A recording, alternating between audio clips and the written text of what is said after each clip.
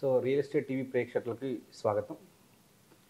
So Telangana కొత్త ప్రభుత్వం ఒక నిర్ణయం అయితే తీసుకుంది. అది రియల్ ఎస్టేట్కి సంబంధించింది. అంటే హెచ్ఎండిఏ లిమిట్స్. సో ఇప్పుడు ఏదైతే ఉందో హెచ్ఎండిఏ లిమిట్స్ హైదరాబాద్ సెంటర్ నుంచి ఒక 50 కిలోమీటర్ల వరకు దాదాపు ఇది అంతా హెచ్ఎండిఏ లిమిట్స్తో హెచ్ఎండిఏ అథారిటీ వెంచర్స్కి పర్మిషన్ ఇస్తుంది. దాని అవతల డిటిసిపి అథారిటీ పర్మిషన్ ఇస్తుంది. సో మనకు ఇప్పుడు గవర్నమెంట్ ఒక నిర్ణయం అయితే తీసుకుంది. హెచ్ఎండిఏ లిమిట్స్ని రీజనల్ రింగ్ రోడ్ వరకు పెంచుతాం. ఇప్పటివరకు దాదాపు ఒక 50 కిలోమీటర్ వరకు ఉంది కదా, దాన్ని రీజనల్ రింగ్ రోడ్ ఏదైతే మార్కింగ్ చేశారో అక్కడ వరకు పెంచుతామని అయితే నిర్ణయం తీసుకుంది. సో మరి ఈ నిర్ణయం వల్ల రియల్ ఎస్టేట్కి బెనిఫిట్ అవుతుందా, ప్రభుత్వానికి బెనిఫిట్ అవుతుందా, కొనే కస్టమర్స్కి బెనిఫిట్ అవుతుందా అనే విషయాలు మనతో మాట్లాడడానికి Telangana realtors association working president Narse గారు ఉన్నారు. ఆయనతో మాట్లాడి మరిన్ని వివరాలు తెలుసుకుందాం. సార్ నమస్తే. నమస్తే అండి. రియల్ ఎస్టేట్ మీద చాలా అనుభవం ఉన్న మీకు ఒకటే స్ట్రైట్ క్వశ్చన్ ఏంటంటే, ఔటర్ రింగ్ రోడ్ వరకు ఇప్పటివరకు రియల్ ఎస్టేట్ చాలా భూమి ఉన్నది, అక్కడ కొనలేని పరిస్థితి. ఇప్పుడు ఔటర్ రింగ్ రోడ్ అవతలనే వెంచర్ చేస్తున్నారు చాలామంది. అక్కడక్కడ మిడిల్ క్లాస్ పీపుల్ కూడా వెంచర్లో ప్లాట్ కొనే పరిస్థితి ఉంది. మరి ఇప్పుడు హెచ్ఎండిఏ లిమిట్స్ని 50 కిలోమీటర్ల నుంచి రీజనల్ రింగ్ రోడ్ వరకు పెంచుతామని ప్రభుత్వం అయితే నిర్ణయం తీసుకుంటుంది. మరి మీ అసోసియేషన్ నుంచి మీరు ఏం చెప్తారు ఈ నిర్ణయంపై? ఓకే, హెచ్ఎండిఏ పరిధిని పెంచడం అనే దాన్ని రాష్ట్ర ప్రభుత్వం నిన్న జరిగినటువంటి హెచ్ఎండిఏ మున్సిపల్ అధికారుల సమావేశంలో ముఖ్యమంత్రి రేవంత్ రెడ్డి గారు హెచ్ఎండిఏపై ఒక సమగ్రమైనటువంటి చర్చను తర్వాత అధ్యయనాన్ని చేయండి అని చెప్పడం జరిగింది. దీనికి ముందుగా ఒక 2 విషయాలు.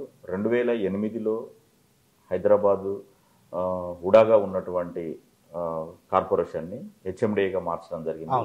2008లో మార్చారు. 2008లో మార్చి తర్వాత ఒక సమగ్రమైనటువంటి ఒక మాస్టర్ ప్లాన్ తయారు చేశారు. అది 2008లో హెచ్ఎండిఏగా మారినప్పటికీ 2013కి ఒక మాస్టర్ ప్లాన్ వచ్చింది. తర్వాత ఈ మాస్టర్ ప్లాన్ ఏం చేశారంటే 2031 వరకు దీన్ని ఒక టార్గెట్గా పెట్టి 2031 వరకు ఈ హైదరాబాదు పరిసర ప్రాంతాలన్నీ ఏ విధంగా ఉండాలి అనేటటువంటి ఒక అహ్మదాబాద్కు చెందినటువంటి ఒక కన్సల్టెన్సీకి ఇచ్చి ఇది ఒక మాస్టర్ ప్లాన్ తయారు చేశారు.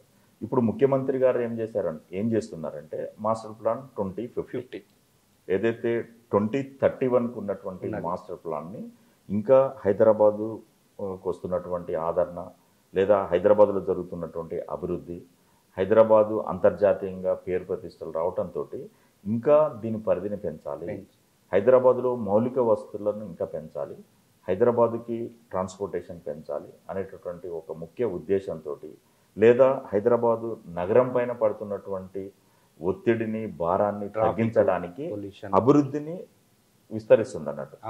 దీని ప్రణాళికలో భాగంగా విజన్ 2050 లేదా మాస్టర్ ప్లాన్ 2050ని తీసుకురావడం జరిగింది. ఇప్పటికున్న హెచ్ఎండిఏ పరిధి ప్రకారము హైదరాబాదుతో పాటు హైదరాబాదు చుట్టుపక్కల ఉన్నటువంటి సుమారు ఒక 70 మండలాలను 1032 గ్రామాలను కలుపుతూ మనకు 2031 మాస్టర్ ప్లాన్ రూపొందించడం జరిగింది. అది హెచ్ఎండిఏ లిమిట్స్ వరకే. హెచ్ఎండిఏ లిమిట్స్ అయితే మీరు చెప్తున్నట్టుగా హైదరాబాదుకి ఇప్పటికే హెచ్ఎండిఏ లిమిట్స్ మీరు ముంబై హైవే వైపు తీసుకుంటే సంగారెడ్డి వరకు, లేదా బెంగళూరు హైవే తీసుకుంటే షాద్నగర్ వరకు, మరి విజయవాడ హైవే తీసుకుంటే చౌటుప్పల్ వరకు, మరి మీకు వరంగల్ హైవే తీసుకుంటే రాయగిరి వరకు, మేడ్చల్ హైవే తీసుకుంటే తూప్రాన్ వరకు, ఈ పరిధి వరకు ఇప్పటికే హెచ్ఎండిఏ పరిధి ఉండి ఈ పరిధిలో మీకు భూములన్నిటిని కూడా జోన్స్గా చేయడం జరిగింది. హెచ్ఎండిఏ పరిధిలో ముఖ్యంగా మీకు ఉండేది ఏంటంటే రెసిడెన్షియల్ జోన్ ఉంటుంది, కన్జర్వేషన్ జోన్ ఉంటుంది, అదేవిధంగా పెరియార్బన్ జోన్ ఉంటుంది, ఇండస్ట్రియల్ జోన్ ఉంటుంది. ఇట్లా మీకు ఒక 12 రకాల జోన్స్గా ఈ భూములను విడగొట్టి చేయడం జరిగింది. అంటే ఇప్పుడు లిమిట్స్ పెంచే కొద్దీ అంటే అగ్రికల్చర్ చేయాల్సిన ల్యాండ్ అంతా ఇప్పుడు వెంచర్ చేసే పరిస్థితి ఉంటుంది. హెచ్ఎండిఏ లిమిట్స్ పెంచగానే రియల్టర్స్ అంతా రియల్ ఎస్టేట్ చేసే వాళ్ళంతా సో డెవలప్మెంట్ అవుతుంది కాబట్టి విస్తరిస్తుంది కాబట్టి అక్కడ వెంచర్స్ చేద్దామని అక్కడ కూడా వెళ్ళిపోతుంటారు మొత్తం. ఇప్పుడు ఏదో డిటిసిపి లిమిట్స్ ఉందో అక్కడ.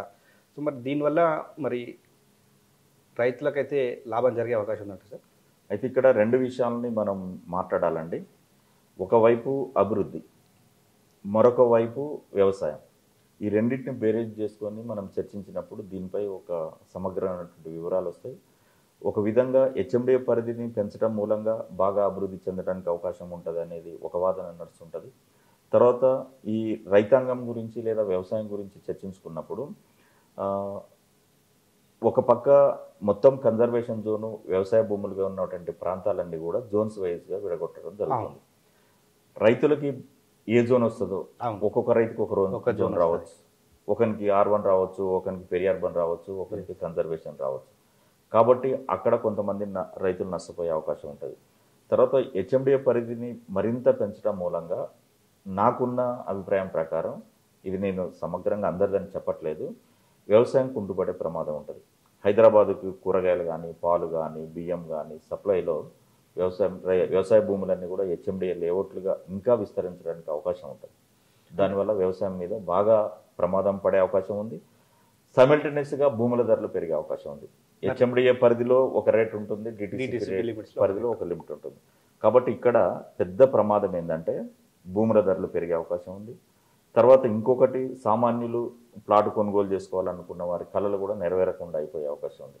ఇప్పటికే DTCP పరిధిలోనే ఒక మంచి లొకేషన్ ఉన్న దగ్గర 10,000 రూపాయలు పెట్టాల్సి వస్తుంది. కాబట్టి రేపు HMDA పరిధి, HMDA ఛార్జెస్ ఎక్కువ, తర్వాత డెవలప్మెంట్ ఎక్కువ ఉండాలా, ఇవన్నీ బేరేజ్ వేసుకున్నప్పుడు ఒక డెవలపరు ప్రైస్ పెట్టేది చాలా ఎక్కువగా ఉంటుంది. అందువల్ల కొనుగోలుదారులకు కూడా ఇబ్బంది జరిగే అవకాశం ఉన్నది. అంటే ఇప్పుడు రియల్ ఎస్టేట్ చేసే వాళ్ళంతా విస్తరిస్తూ ఉంటారు కదా వెంచర్స్, మరి అక్కడ రియల్టర్లకి లాభం ఉండే విధంగా ఉంటుందా, కొనుగోలు వాళ్ళకి ఎట్లా ఉంటుంది? ఏముండదండి. ఇప్పుడు సపోజ్ నేను ఒక రియల్టర్ని, నేను HMDA పరిధిలో వెంచర్ చేస్తున్నా, DTCP పరిధిలో వెంచర్ చేస్తా, సేమ్ నామ్సే, డ్రైనేజ్ ఉంటుంది, వాటర్ ఉంటుంది, కరెంట్ ఉంటుంది, కర్బింగ్ ఉంటుంది, పార్క్ ఉంటుంది, సోషల్ ఇన్ఫ్రాస్ట్రక్చర్ ఉంటుంది. DTCP లేఅవుట్కి HMDA లేఅవుట్కి డెవలప్మెంట్ విషయంలో ఎలాంటి తేడా లేదు. ఓన్లీ ఛార్జెస్ ఎక్కువ ఉంటాయి, ఛార్జెస్ తేడా ఉంటుంది. తర్వాత ఏంటంటే పరిధి అనేది, ఇదేమో హైదరాబాద్కి పరిధిని ఇంతవరకు విస్తరించారు కాబట్టి HMDA లేఅవుట్ చేయాలి. బయట చేసేదంతా కూడా డిస్ట్రిక్ట్ లెవెల్లో పర్మిషన్ తీసుకొని DTCP వాళ్ళు చేస్తారు. కాబట్టి డెవలప్మెంట్ విషయంలో ఏం తేడా ఉండదు. ఇక్కడ కొనుగోలు చేసే వాడికి మాత్రం ఖచ్చితంగా ధరలు పెరిగే అవకాశం ఉంది దీని మూలంగా. అంటే ఇంకొక విషయం, రేవంత్ రెడ్డి గారు వచ్చిన తర్వాత, కొత్త ప్రభుత్వం వచ్చిన తర్వాత రియల్ ఎస్టేట్ మార్కెట్ డౌన్ అవుతుందని అక్కడక్కడ నెగిటివ్ కామెంట్స్ కూడా చేస్తున్నారు. సో ఆయన క్లియర్ కట్గా ఒక విషయం ఏం చెప్పారంటే, నేను రియల్ ఎస్టేట్ చేశాను గతంలో, ఏ టైంలో ఏ నిర్ణయాలు తీసుకోవాలో నాకు తెలుసు, అందులో భాగంగానే ఫార్మాసిటీని క్లస్టర్గా చేస్తూ అక్కడ ఉన్న ఫార్మాసిటీని వేరే దగ్గరికి చేస్తామంటారు. సో ఈ ఫార్మాసిటీని విస్తరిస్తే రియల్ ఎస్టేట్ కూడా బెనిఫిట్ అయ్యే అవకాశం ఉందా సార్? ముఖ్యమంత్రి గారు పలు సభలలో, పలు ఇంటర్వ్యూలు కూడా చెప్పారు. నాకు తెలిసిన రెండు, ఒకటి రాజకీయం, 2 రియల్ ఎస్టేట్. తను కూడా రియల్ ఎస్టేట్ చిన్నగా చేసుకుంటూ ఇప్పటికీ రియల్ ఎస్టేట్లో ఉన్నాడు. కాబట్టి హైదరాబాద్ రియల్ ఎస్టేట్ని పెంచడంలో ముఖ్యమంత్రి గారు రేవంత్ రెడ్డి గారు చేస్తున్న కృషిని అందరూ కూడా స్వాగతించాలి. ఇప్పటికే పలు నిర్ణయాలు ఆ దిశగా సాగుతున్నాయి. ప్రభుత్వం వచ్చి కూడా చాలా తక్కువ సమయం అయింది, 3 నెలలు సమయం గడిచింది. కాబట్టి ఖచ్చితంగా హైదరాబాదు రియల్ ఎస్టేట్ని పెంచడంలో రాష్ట్ర ప్రభుత్వం కానీ లేదా స్వయాన ముఖ్యమంత్రి గారు కానీ తీసుకునే నిర్ణయాలు చాలా ఉపయోగకరంగా ఉంటాయి. ఇప్పటికే జీనోమ్ వ్యాలీలో జరిగిన అంతర్జాతీయ సదస్సులో కూడా పలు నిర్ణయాలు తీసుకోవడం జరిగింది. లేదా క్రెడై సభలో కానీ, అంటే ఉన్నటువంటి మార్కెట్ని లేదా అభివృద్ధిని కొనసాగిస్తే ఖచ్చితంగా దానంతటా అది మార్కెట్ ఎప్పుడు ఉంటుంది. ఈ ముఖ్యమంత్రి గారి నిర్ణయాల వల్ల కూడా ఉపయోగకరంగా ఉంటుందని నేను అభిప్రాయపడుతున్నా. ముఖ్యంగా ముఖ్యమంత్రి గారు తీసుకున్న నిర్ణయాలలో ఫార్మాసిటీ అనే దాని విషయంలో కొంత గందరగోళ పరిస్థితి ఏర్పడ్డది. మొట్టమొదట తాను వ్యాఖ్యానించిన వ్యాఖ్యలో ఫార్మాసిటీ రద్దు అని చెప్పడంతో కొంత గందరగోళం ఏర్పడింది. అయితే దాని నుంచి కొంత అధికారులతో చర్చించిన తర్వాత ఫార్మాసిటీ రద్దు అనేది కాదు, ఫార్మాసిటీ అనేది ఉంటుంది. కాకపోతే ఏదైతే ఇప్పుడు ప్లేస్ తీసుకున్నారో 8,000 ఎకరాల 9,000 ఎకరాలు ప్రక్యూర్ చేశారు, అక్కడ ఒకే దగ్గర కాకుండా అభివృద్ధిని అన్ని ప్రాంతాలకు విస్తరిద్దాం. ఎందుకంటే ఇప్పటికే హైదరాబాద్పై లోడ్ పడిపోతుంది, ట్రాఫిక్ ఎక్కువగా ఉన్నది, వాటర్స్ ప్రాబ్లం వచ్చే అవకాశం ఉన్నది, కరెంటు ప్రాబ్లం ఉన్నది.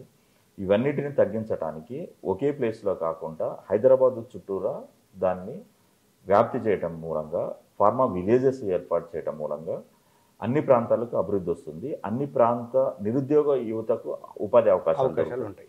అందులో భాగంగానే ఇప్పుడు మెదక్లో ఒకటి, నల్గొండలో ఒకటి, తర్వాత వికారాబాద్లో ఒకటి, ఈ 3 ప్రాంతాలలో ఈ ఫార్మా విలేజెస్ని ఏర్పాటు చేయడం మూలంగా ఇప్పుడు వికారాబాద్ అంటే హైదరాబాద్కు 100 కిలోమీటర్లు అండి. 100 కిలోమీటర్ల చుట్టుపక్కల ఉన్నంత అభివృద్ధి జరుగుతుంది కదా. అవును. అక్కడ నిరుద్యోగ యువతకు ఉపాధి అవకాశాలు పెరుగుతాయి కదా. దానివల్ల 1,00,000 మందో 2,00,000 మందో హైదరాబాద్కి లోడ్ తగ్గించడానికి ఛాన్స్ ఉంటుంది కదా. కాబట్టి ఫార్మాసిటీ ఒకే దగ్గర కాకుండా 3 ప్రాంతాలలో లేదా 4 ప్రాంతాలలో పెట్టాలనే ఒక నిర్ణయాన్ని కూడా మనం స్వాగతించవచ్చు. ఇంకోటి ముఖ్యంగా ఇక్కడ ప్రధానంగా ఇప్పుడు ఏదైతే కేసీఆర్ గవర్నమెంట్ ఫార్మాసిటీ పెట్టడానికి భూసేకరణ చేసిందో ఆ భూసేకరణలో పలు తప్పిదాలు జరిగినాయని అక్కడ రైతులు ఆందోళన చేయడం జరిగింది. అక్కడ రైతులు హైకోర్టుకు పోవడం జరిగింది. హైకోర్టు కూడా అక్కడ భూసేకరణని ఆపేయమని తీర్పిచ్చింది. కాబట్టి ఇప్పుడు సేకరణ చేసిన భూమి కంటే ఇంకా అడిషనల్గా చేయడానికి లేదు అక్కడ. ఓకే. రాష్ట్ర ప్రభుత్వము భూసేకరణని ఆపివేయమని హైకోర్టు తీర్పిచ్చింది. కాబట్టి 20,000 ఎకరాల భూసేకరణ ఒకే దగ్గర అనేది సాధ్యం కాని పని. ఎందుకంటే మొత్తం రైతులంతా అక్కడ భూములు ఇచ్చేసిన తర్వాత వాళ్ళ ఉపాధి ఎట్లా, వ్యవసాయం పోతుంది కదా ఫస్ట్. కాబట్టి ఒకే దగ్గర కాకుండా ప్రభుత్వ భూములు ఉన్న దగ్గర, వ్యవసాయానికి అనుకూలం లేని భూముల దగ్గర మనం ఇండస్ట్రీస్ని స్వాగతించాలా. ఎందుకంటే తెలంగాణలో అత్యంత సారవంతమైన భూములు ఉన్నదే చాలా తక్కువగా ఉన్నాయి దక్కన్ పీఠభూమిలో. కాబట్టి మొత్తం సారవంతమైన భూములు ఏదైతే కందుకూరు నుంచి మొదలు పెట్టుకొని మీకు కర్తాలు కానీ ఆచారం కానీ ఇలాంటి ప్రాంతాలలో మొత్తం రైతుల నుంచి భూసేకరణ చేయాలనేది అప్పటి ప్రభుత్వం తీసుకున్న నిర్ణయం. కాబట్టి దాని నుంచి 3 ప్రాంతాలలో ఇప్పుడు నల్గొండ జిల్లాకు పోతే అక్కడ రాచకొండ గుట్టలు ఉన్నాయి, ఉపయోగంగా ఉన్నాయి. లేదా వికారాబాద్ పోతే అక్కడ ఉన్నాయి భూములు. ఇటు మెదక్ అంటే నర్సాపూర్ ప్రాంతంలో ఉన్నాయి ప్రభుత్వ భూములు. కాబట్టి రేవంత్ రెడ్డి గారు ప్రధానంగా భూసేకరణ విషయంలో ప్రభుత్వ భూములు ఉన్న ప్రాంతాలలో ఈ ఫార్మా విలేజెస్ని పెట్టాలి. ఇప్పుడు సేకరించిన ఏదైతే ఫార్మాసిటీకి సేకరించిన భూమి ఉన్నదో ఆ ప్రాంతంలో ఒక టౌన్షిప్ కట్టాలనేది ఒక ప్లాన్ నడుస్తున్నది. అక్కడ టౌన్షిప్ వస్తే కూడా చాలా అభివృద్ధి జరుగుతుంది. అంటే ఇప్పుడు 2050 మాస్టర్ ప్లాన్ ప్రకారం రేడియల్ రోడ్లు కూడా చేయాలనేది నిన్న రేవంత్ రెడ్డి గారు అధికారులతో చర్చించినప్పుడు ఈ చర్చ కూడా జరిగిందంట. సో రేడియల్ రోడ్లు అనుసంధానం అంటే ఇప్పుడు ఓఆర్ఆర్ నుంచి త్రిబుల్ వరకు ఈ రేడియల్ రోడ్లు వేస్తే సో ఆటోమేటిక్గా రియల్ ఎస్టేట్ కూడా బెనిఫిట్ అయ్యే అవకాశం ఉంది. ఎందుకంటే కనెక్టివిటీ మెయిన్ ముఖ్యంగా సార్. ప్రధానంగా హెచ్ఎండిఏ పరిధిని పెంచటం అనంటే ముఖ్యంగా హెచ్ఎండిఏ పరిధి పెంచుతూ మాస్టర్ ప్లాన్ తీసుకొస్తారు. ఈ మాస్టర్ ప్లాన్లో ఏముంటాయంటే అన్ని రేడియల్ రోడ్స్ ఉంటాయి. అయితే దీనికంటే ముందు రాష్ట్ర ప్రభుత్వం ముఖ్యమంత్రి గారు మొట్టమొదట చేయాల్సింది హెచ్ఎండిఏ పరిధిని పెంచి రేడియల్ రోడ్లు వేస్తాము అనే దానికంటే త్రిబుల్-ఆర్ వర్క్ను స్టార్ట్ చేయాలి. ఓకే. ఎప్పుడైతే త్రిబుల్-ఆర్ పని రీజనల్ రింగ్ రోడ్డు పనులు ప్రారంభమవుతాయో అప్పుడు మనం ఈ పరిధిని అసలు త్రిబుల్-ఆర్ ప్రారంభం కాలేదనుకోండి హెచ్ఎండిఏ పరిధి పెంచి ఉపయోగం లేదు. ముఖ్యమంత్రి గారు వెంటనే త్రిబుల్-ఆర్ భూసేకరణను పూర్తి చేయడం కానీ లేదా టెండర్స్ని పిలవటం కానీ నిధులు కేటాయించడం కానీ ఇలాంటివి చేసిన తర్వాత మనకు హెచ్ఎండిఏ పరిధిని పెంచితే ఎక్కువ ఉపయోగం ఉంటుందని మా తెలంగాణ రియల్టర్స్ అసోసియేషన్ నుంచి అభిప్రాయపడుతున్నాం. రీజనల్ రింగ్ రోడ్డు వచ్చిన తర్వాత ఆటోమేటిక్గా రీజనల్ రింగ్ రోడ్ నుంచి ఏదైతే జంక్షన్స్ ఉంటాయో ఆ జంక్షన్స్ నుంచి అవుటర్ రింగ్ రోడ్డు కనెక్టివిటీ పెంచడానికి రేడియల్ రోడ్స్ వస్తాయి. రేడియల్ రోడ్స్ వచ్చిన తర్వాత ఇంటర్నల్గా ఉన్నటువంటి ప్రాంతం అంతా అభివృద్ధి చెందడానికి అవకాశం ఉన్నది. ఇప్పుడు కేవలం ముంబై హైవే పోతున్నాం, హైవేకి లెఫ్ట్ రైట్ అభివృద్ధి ఉంటుంది. లేదా షాద్నగర్ హైవే పోతున్నాం, లెఫ్ట్ రైట్ అభివృద్ధి ఉంటుంది. వరంగల్ హైవే పోతున్నాం, లెఫ్ట్ రైట్ ఉంటుంది. ఇలా కాకుండా ఏదైతే రేడియల్ రోడ్స్ని డెవలప్ చేస్తారో రేడియల్ రోడ్స్ని డెవలప్ చేయడం వల్ల ఇంటర్నల్ ఉన్నటువంటి ప్రాంతం అంతా కూడా అభివృద్ధి చెందడానికి అవకాశం ఉంటుంది.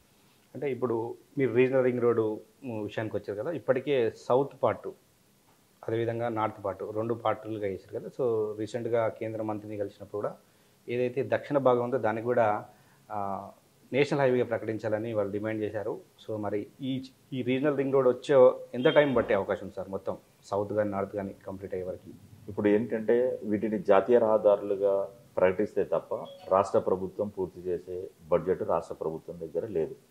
అందుకోసం ఏంటంటే గత ప్రభుత్వము లేదా ఇప్పుడు కొత్తగా వచ్చిన ప్రభుత్వం 2 ప్రభుత్వాలు కూడా రీజనల్ రింగ్ రోడ్డును భారతమాలలో జాతీయ రహదారులుగా ప్రకటించండి అని విజ్ఞప్తి చేస్తున్నాయి.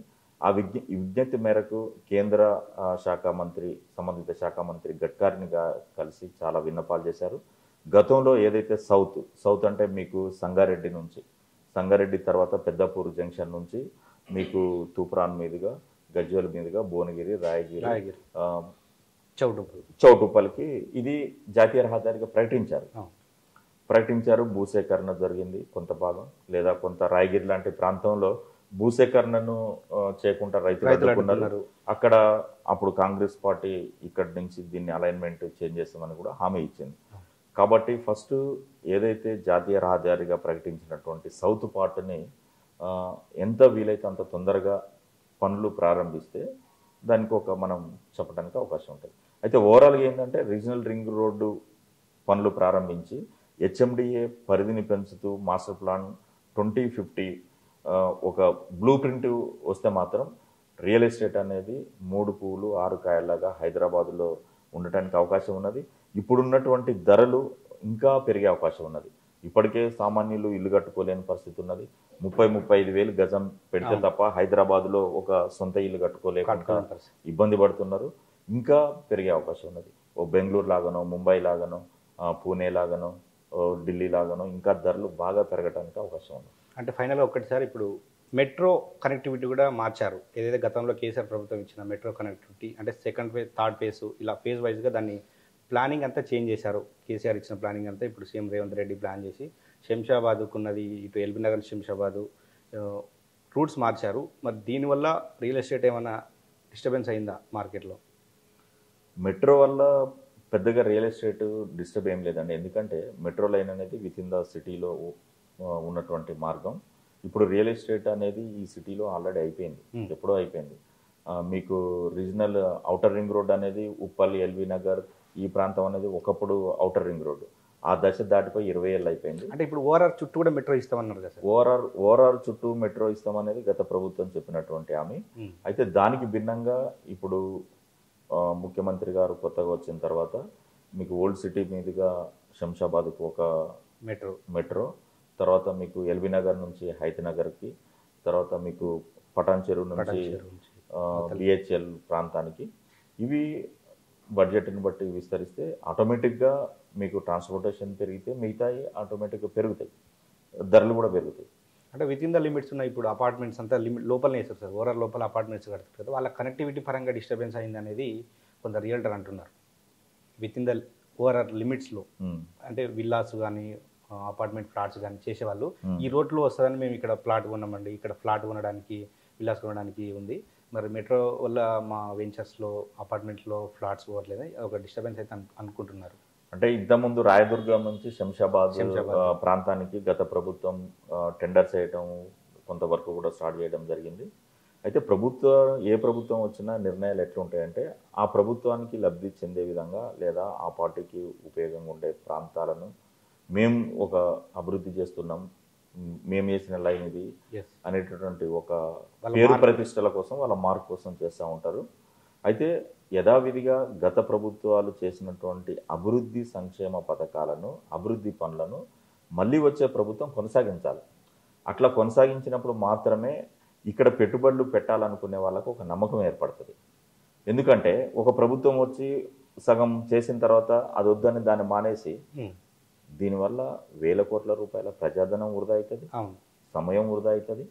హైదరాబాద్లో పెట్టుబడులు పెట్టాలనుకునే వారు నిరాసక్తత చూపిస్తారు.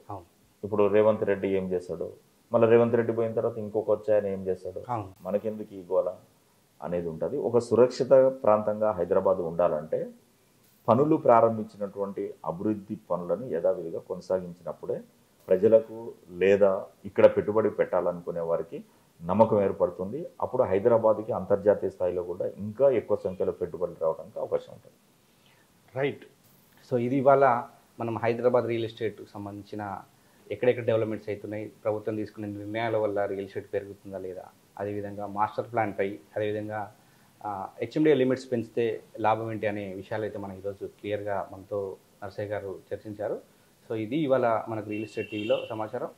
మరో వీడియోతో మళ్ళీ కలుద్దాం. అంతవరకు రియల్ ఎస్టేట్ టీవీ చూస్తూనే ఉండండి. నమస్తే. చూసారు కదా, ఇలాంటి రియల్ ఎస్టేట్కి సంబంధించి మరిన్ని వివరాల కోసం మా రియల్ ఎస్టేట్ టీవీని సబ్స్క్రైబ్ చేయండి.